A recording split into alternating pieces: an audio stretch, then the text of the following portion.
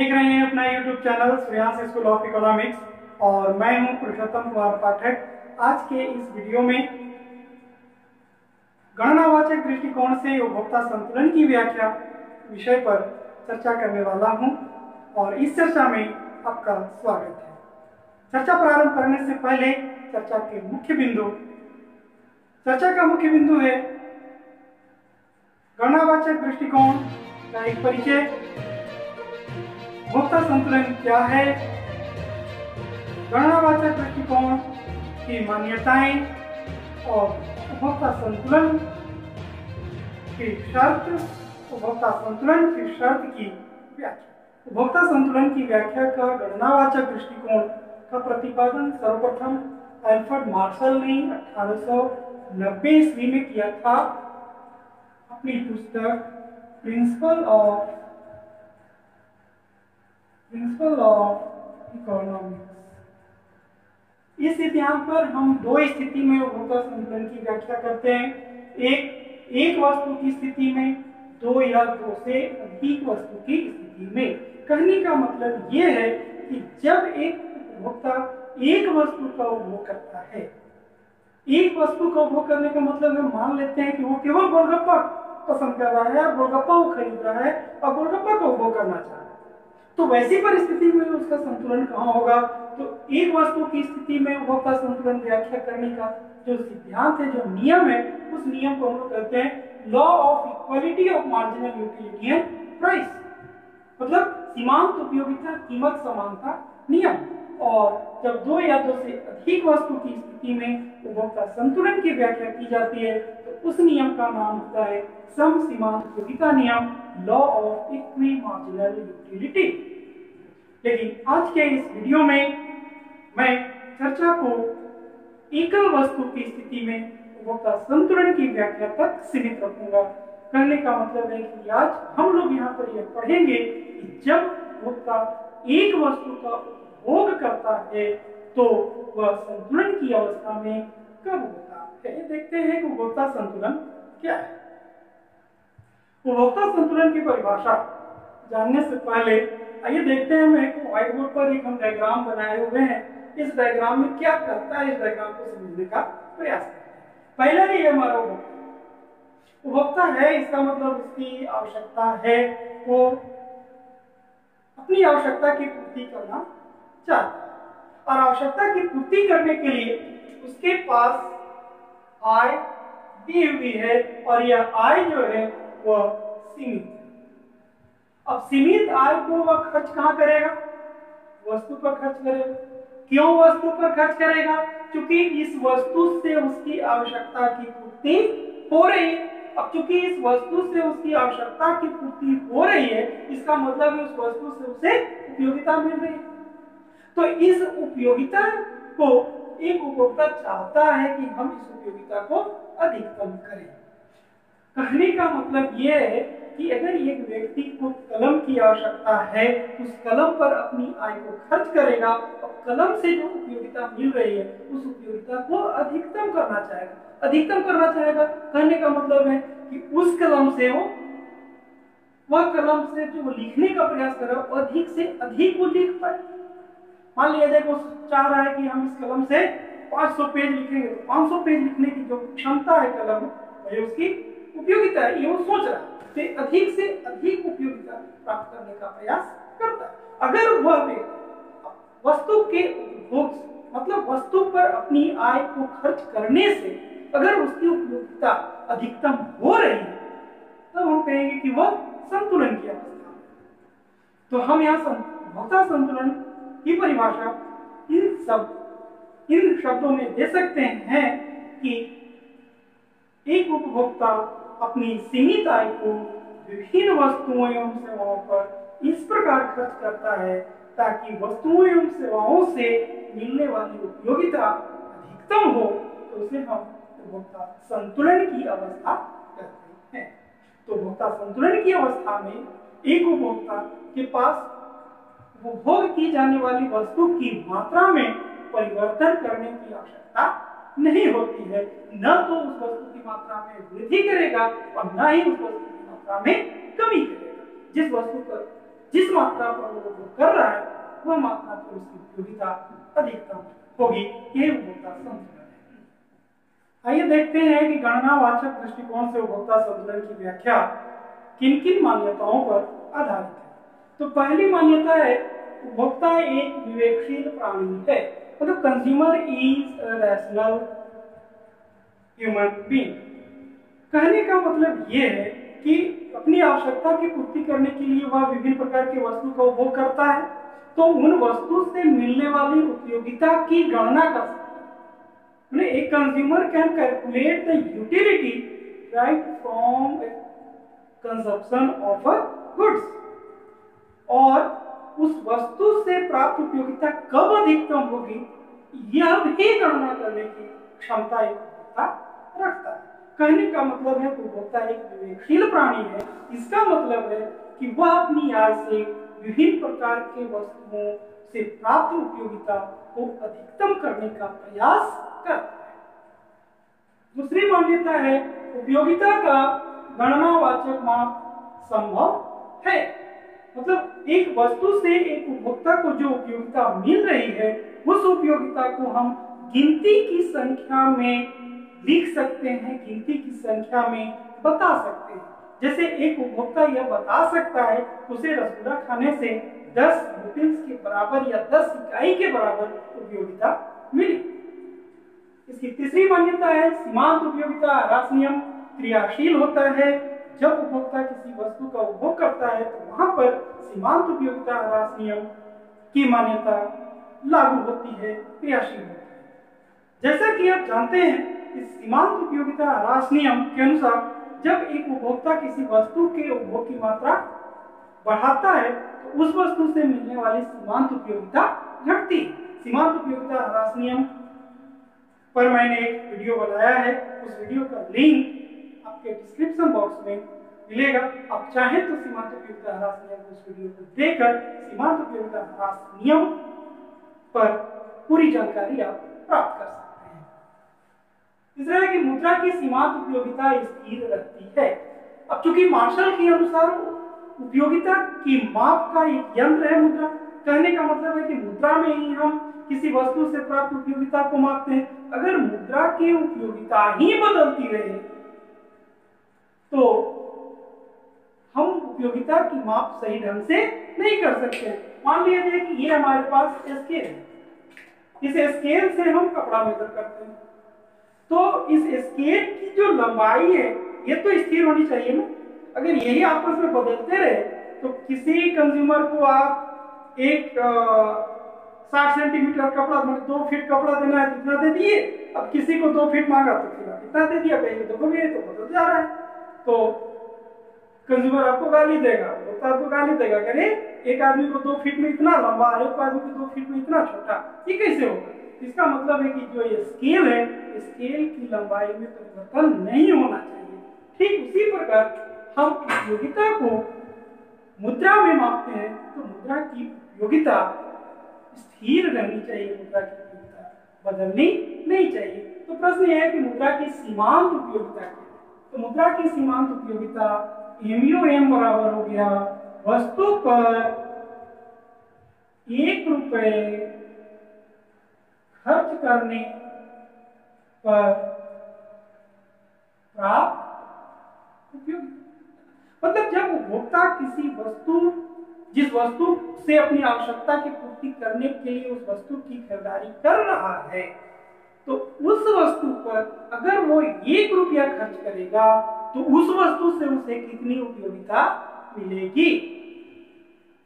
कितनी उपयोगिता मिलेगी अगर वो 1 रुपया खर्च करेगा? तो कहने का मतलब है कि हम किसी वस्तु पर 1 रुपया खर्च करने से उस वस्तु से जो मिलने वाली उपयोगिता की आशा हम कर रहे हैं वही मुद्रा की सीमांत उपयोगिता है। अब मान लिया जाए तो उस वस्तु की कीमत P है, P है, P है, इसे अब क्या समझ रहे हैं? P का मान कुछ भी हो सकता है। कोई भी वस्तु की कीमत 5 रुपया है, किसी वस्तु की कीमत 10 रुपया है, तो 10 रुपये कहने का मतलब क्या है कि उस वस्तु की अगर हम 1 इकाई खरीदेंगे हमें कितना पे करना होगा? 10 रुपया पे करना होगा। तो 10 रुपया पे करने पर उस वस्तु से हमें कितनी उपयोगिता मिलेगी? 10 रुपया अगर हम पे करेंगे तो उस वस्तु से हमें कितनी उपयोगिता मिलेगी? ये निर्भर करेगा हम उस वस्तु पर कितना खर्च कर रहे हैं और मुद्रा की सीमांत उपयोगिता कितनी है। तो हमने मान लिया मुद्रा की सीमांत उपयोगिता लैम्डा है जो कि स्थिर है और वस्तु पर हम P रुपया खर्च कर रहे हैं, इसलिए उस वस्तु पर जो मुद्रा व्यय की उपयोगिता होगी, जो मुद्रा हम खर्च कर रहे हैं उस मुद्रा व्यय की उपयोगिता होगी P इंटू लैम्डा या P लैम्डा भी स्थिर होगा। हम नेक्स्ट मान्यता को देखते हैं।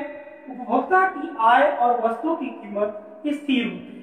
तो उपभोक्ता की आय दी हुई है, उसमें कोई परिवर्तन नहीं होता है और उसकी आय सीमित है, निश्चित मात्रा में है और उसमें कोई परिवर्तन नहीं होता। ठीक उसी प्रकार वस्तु की कीमत, जिस वस्तु को वो खरीद रहा है उस वस्तु की कीमत भी स्थिर होती है, उसमें कोई परिवर्तन नहीं होता है। नेक्स्ट है उपभोक्ता की आदत एवं रुचि में परिवर्तन नहीं होता है। उपभोग के क्रम में अचानक उसकी रुचि नहीं बदलनी चाहिए, अचानक उसकी आदत नहीं बदलनी चाहिए। अगर उसकी रुचि या उसकी आदत बदल जा रही है तो वह सही ढंग से वस्तु से प्राप्त उपयोगिता की गणना नहीं कर पाएगा और उपभोक्ता संतुलन की व्याख्या गलत हो जाएगी। आइए उपभोक्ता संतुलन के शर्त जानने का प्रयास करते हैं कि किस अवस्था में एक उपभोक्ता संतुलन होगा। कहने का मतलब है कि एक उपभोक्ता संतुलन की अवस्था में कब पहुंचेगा, जब वह केवल एक वस्तु का उपभोग कर रहा है।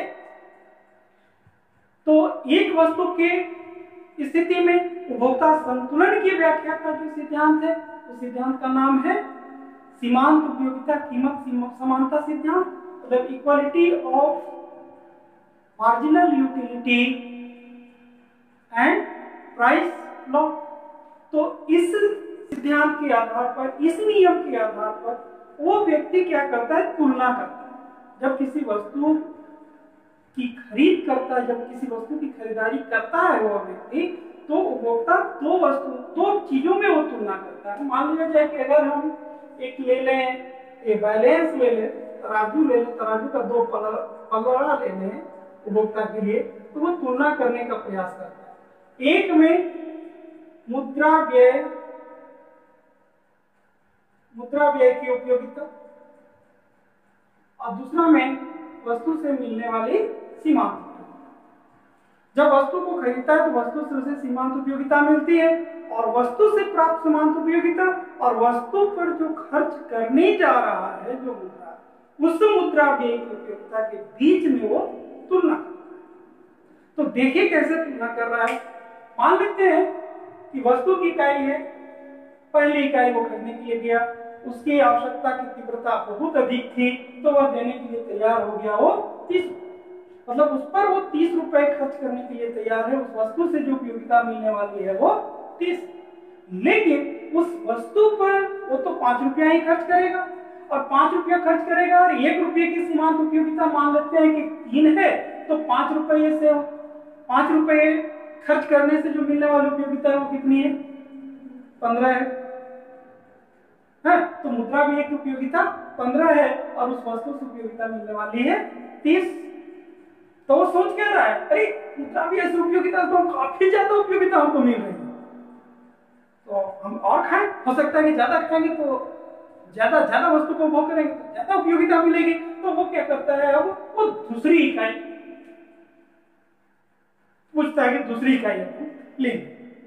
वो उपभोक्ता चाहता है कि वो दूसरी इकाई, तो दूसरी इकाई जैसे ही लेता है पहली इकाई से उसकी आवश्यकता की तीव्रता कुछ कम हो जाती है, इसलिए अब दूसरी इकाई के लिए 30 रुपया नहीं देगा, दूसरी इकाई के लिए तैयार है 25 रुपए देने के लिए कि 25 रुपए के बराबर हमको उपयोगिता मिलेगी। लेकिन वो देख रहा है कि दूसरी इकाई खरीदने पे हमें उपयोगिता मिल रही है 15 रुपया ही, तो वो सोच रहा है कि अभी तो और हमको उपयोगिता, अभी तो उपयोगिता हमारी अधिक है, अभी और हम आगे बढ़ाते हैं। तो इस तरीके से देखते आते हैं हम लोग कि चौथी इकाई, वस्तु की जो चौथी इकाई है वहां पर देख रहे हैं कि वस्तु से प्राप्त उपयोगिता 15 और मुद्रा व्यय की उपयोगिता दोनों आपस में बराबर है, दोनों आपस में बराबर है। अब यहाँ पर क्या देख रहे हैं कि अगर वस्तु की इकाई बढ़ाकर 5 इकाई कर दे तो 5 इकाई पर वस्तु से जो सीमांत उपयोगिता होने वाली है वो 10 है और मुद्रा व्यय की उपयोगिता है 15। अब वहां पर अब देख रहा है कि नहीं, जो हम मुद्रा व्यय कर रहे हैं उससे अधिक उपयोगिता हो रही है बनिस्बत की वस्तु के उपभोग से, इसलिए यहाँ पर वो वस्तु का उपभोग या वस्तु की खरीदारी वो बंद कर दें।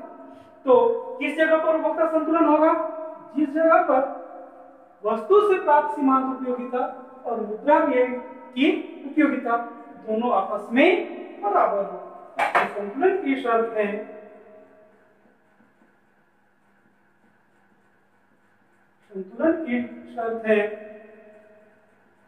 mu बराबर P इंटू लैम्डा।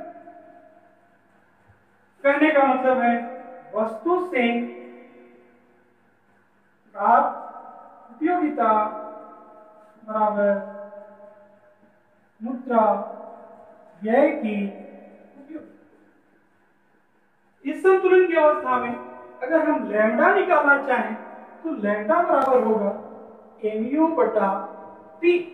कहने का मतलब है कि संतुलन की अवस्था में मुद्रा की सीमांत उपयोगिता वस्तु से प्राप्त होने वाली उपयोगिता और वस्तु की कीमत का अनुपात होती। आइए उपभोक्ता संतुलन की व्याख्या हम रेखाचित्र से करने का प्रयास करते हैं। इस रेखाचित्र में आप देख रहे हैं कि OX जो है वो एक अक्ष है और एक अक्ष पर हम वस्तु की मात्रा को मेजर किए हुए हैं। Y जो वर्टिकल लाइन है इसे हम लोग Y अक्ष करते हैं और Y अक्ष पर मुद्रा व्यय की उपयोगिता और सीमांत उपयोगिता को मापा गया है। AB जो रेखा आप देख रहे हैं इसका स्लोप डाउनवर्ड है, ये ऊपर से नीचे की ओर गिर रही है, जिसकी ढाल ऋणात्मक है, ये एक सीमांत उपयोगिता की रेखा है। और एक रेखा आप देख रहे हैं यहाँ पर LM, तो LM जो है वह है मुद्रा व्यय की उपयोगिता की रेखा। उपयोगी यह एक अक्ष के समांतर है, LM जो है वो एक अक्ष के समांतर है। तो LM का एक अक्ष के समांतर होने का तात्पर्य यह है कि वस्तु की मात्रा में हम वृद्धि करते चले जाते हैं तो प्रत्येक वस्तु की प्रत्येक इकाई पर मुद्रा व्यय की उपयोगिता जो मनी स्पेंड हम कर रहे हैं उससे मिलने वाली उपयोगिता स्थिर रहती है, स्थिर है। अब देखिए यहाँ पर उपभोक्ता संतुलन उस बिंदु पर होगा जहां पर AB LM एक दूसरे को प्रतिच्छेद है। क्योंकि ये दो विपरीत शक्तियां हैं, एक का काम है डाउनवर्ड होना, एक का काम है घटना और एक का काम है स्थिर रहना। तो एक स्थिर है एक घट रहा, इसका मतलब कहीं न कहीं आके दोनों एक दूसरे को काटेंगे और दोनों एक दूसरे काटने के बाद दोनों एक दूसरे के बराबर है। तो यहाँ पर देखिए बिंदु ये है जहां पर AB रेखा LM रेखा को प्रतिच्छेद कर रही है, इसलिए ये बिंदु संतुलन का बिंदु होगा और इस बिंदु पर वस्तु की कुल मात्रा OQ होगी। तो क्विथ मात्रा पर जो सीमांत उपयोगिता है वह QE है या फिर OA है और इसी मात्रा पर मुद्रा व्यय की उपयोगिता भी QE है या फिर OL है। अब तो दोनों चूंकि बराबर है इसलिए हम कहेंगे कि बिंदु E पर mu बराबर P लैम्डा है और ये P लैम्डा ही संतुलन का बिंदु है।